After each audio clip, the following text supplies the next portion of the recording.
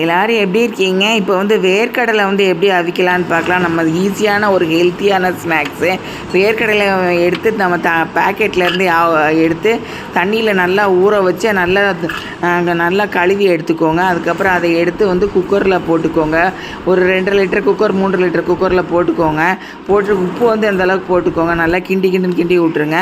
அப்புறம் குக்கரில் ஆவி வெயிட் வந்தோடனே வெயிட்டை போட்டுட்டு 20 நிமிஷம் சிம்மில் வச்சுட்டு அதுக்கப்புறம் ஆஃப் பண்ணிடுங்க. அப்புறம் கொத்தமல்லி துவையல் எப்படி செய்யலான்னு பார்க்கலாம். அதுக்கு கொத்தமல்லியை வெட்டி கழுவி எடுத்துக்கோங்க. அதுக்கப்புறம் பேனில் ஒரு 2 குழிக்கரண்டி எண்ணெய் ஊற்றிட்டு கடுகு உளுந்தம்பருப்பு ஜாஸ்தியாக போட்டுட்டு அதுக்கப்புறம் ஒரு புளி ஒரு எலுமிச்சளவு போட்டுட்டு அதுக்கப்புறம் ஒரு மிளகா வத்தல் உப்பு 1 ஸ்பூன் போட்டுக்கோங்க. நல்லா அதை வதங்கினதுக்கப்புறம் இந்த கொத்தமல்லியை போட்டு நல்லா கிண்டிட்டு அப்புறம் ஆறுனதுக்கப்புறம் மிக்சியில் போட்டு அரைச்சிட்டு அதுக்கப்புறம் எடுத்து இது விதிரா ஆச்சி சமையல். இது சப்ஸ்கிரைப் பண்ணுங்கள், லைக்ஸ் கொடுங்க.